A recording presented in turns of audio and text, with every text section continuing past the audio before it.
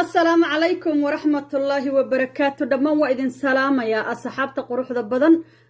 أنا جو أهورسن شيخ محمد جنال كداوان سنة وفردوس إسماعيل جنال وبرنامجي بربارين تا عرورتها من مرول بنا أنك هاللي جري أن كسو قادن جرني عرورتا يا دقن كودا يا عرورتا يا هبك لولا دقن لها يا عرورتا يا سيدي وحلو بر لها أما لو وشيق لها أنتي لأجيهين وقتها يكو قادن يسو وحشيقة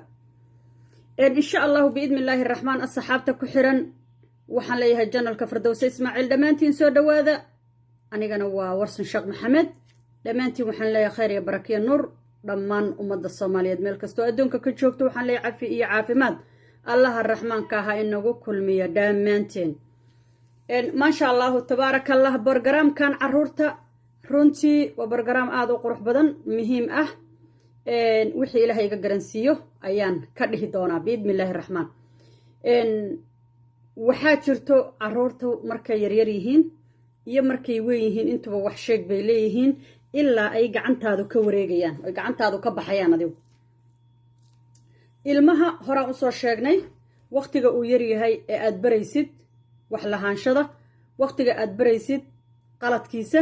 waqtiga aad baraysid inuu saxan yahay oo uu run wax walbaba uu runta ka sheego waaridka waxaa laga rabaa ilmihiisu waxa uu u ballan qaaday inuu siiyo si uu u baro erayga runta ah wuxuu yahay waxaad ballan qaado inaad samaysid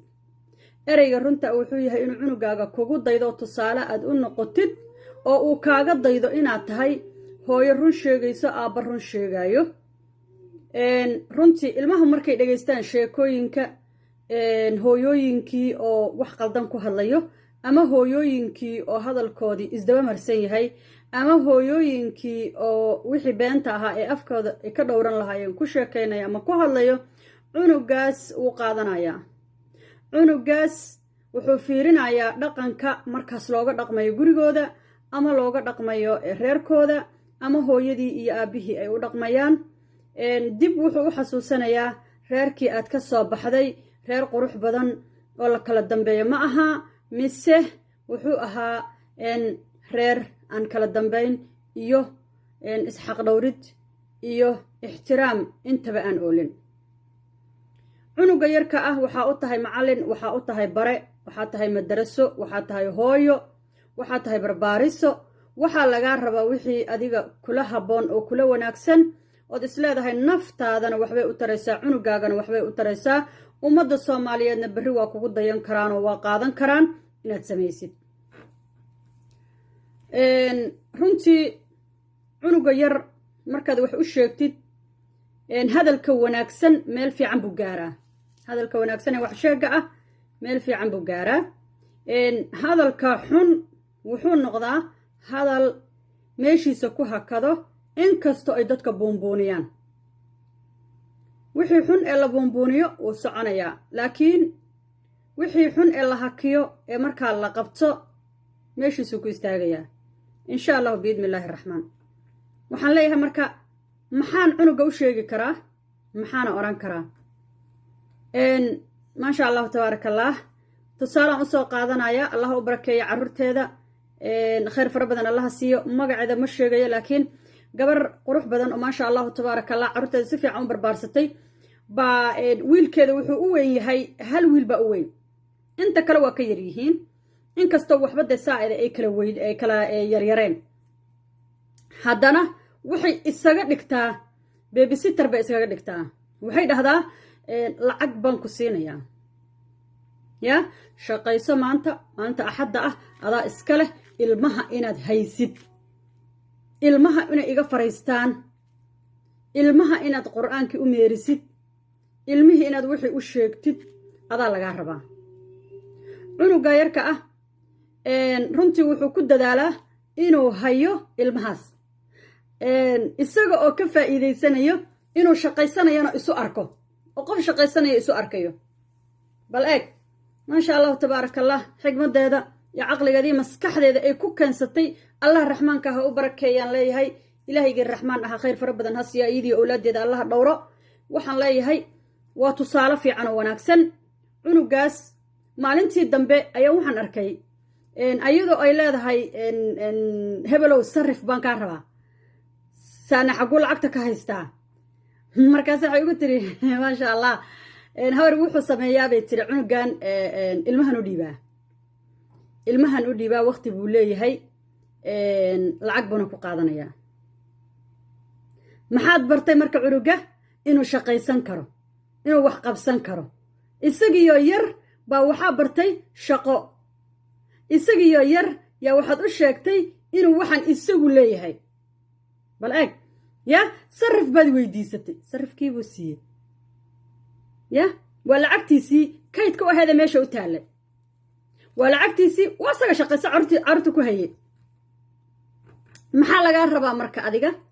ilmahaaga inaad isu adeejin kartid inaad ishaya dhihi kartid ayaga oo wax dhibaataa ay jirin ayada oo aad leedahay ha isbarbaariyaanoo ha isu hayaan si ay ayagu wax isu taraan berri waa erayga ugu fiican aad cunugaaga bari kartid ama aad u sheegi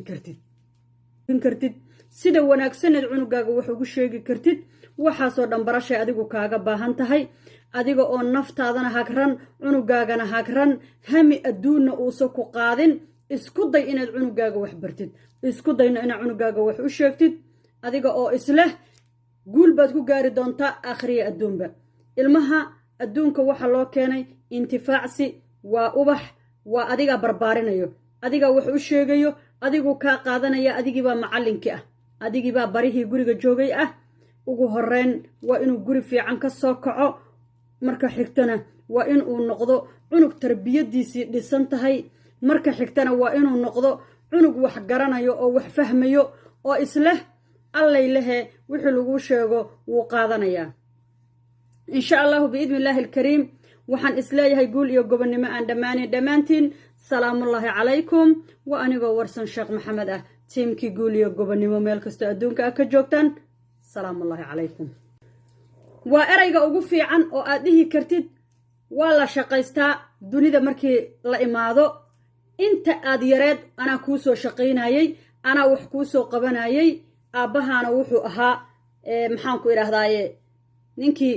kor ka soo maamulayay reerkan aniguna waxaan ahaa qoftii ku soo barbaarisay wax ku soo bartay wax kuu sheegtay naftaada allaha raxmaanka ah ka sokow waxaan ahaa qoftii wax walba oo wanaaga ku soo bartay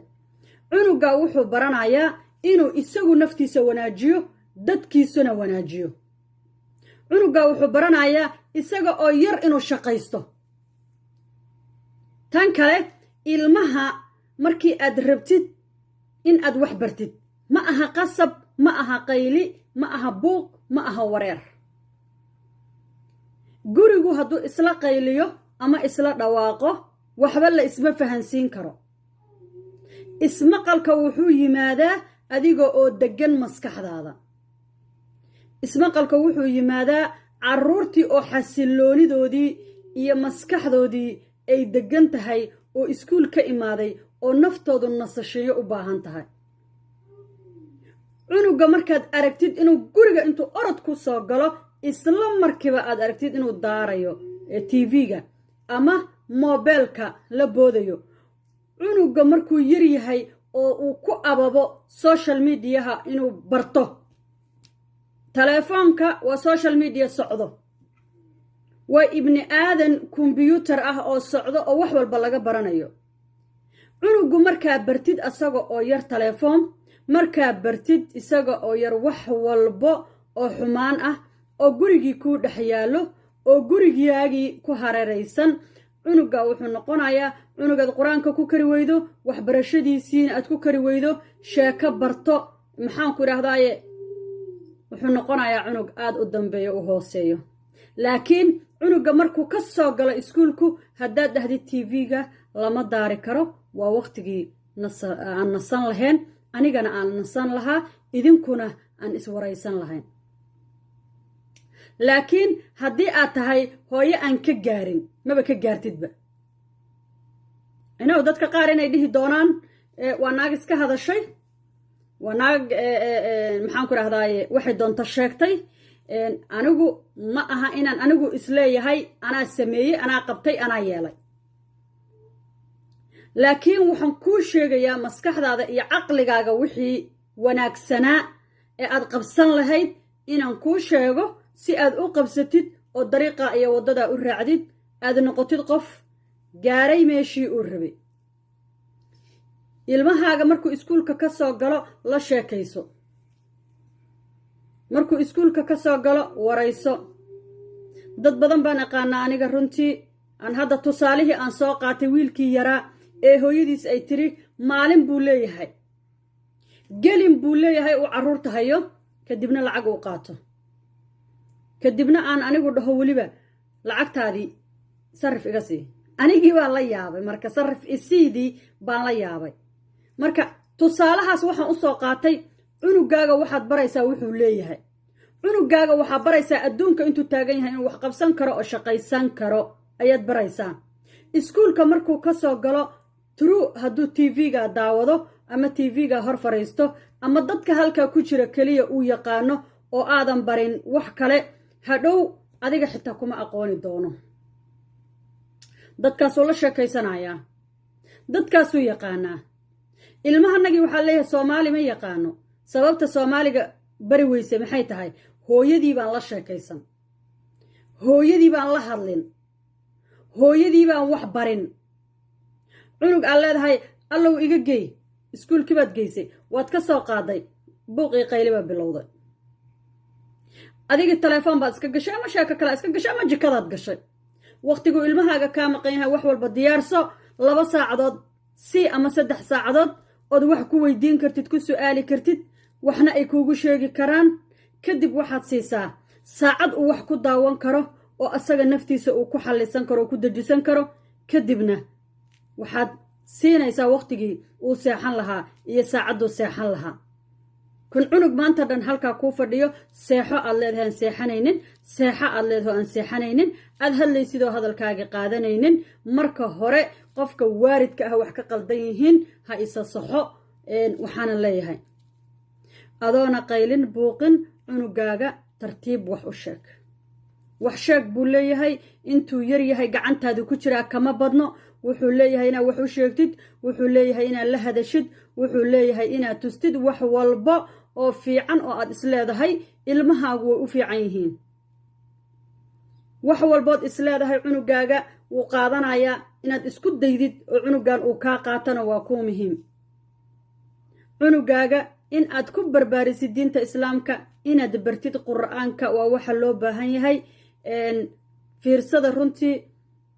wadaado badan oo ka hadlayo barbaarinta carruurta, sida dariiqada loo soo mari karo, waddooyinka ugu fiicanood mari kartid, sida habbooneed cunugaaga wax ugu gudbin kartid, sida wanaagsaneed cunugaaga wax ugu sheegi kartid. waxaasoo dhan barashay adigu kaaga baahan tahay. adiga oo naftaadana hagran, cunugaagana hagran, hami adduunna uusan ku qaadin. isku day inaad cunugaaga wax bartid, isku dayna inaad cunugaaga wax u sheegtid. adiga oo isleh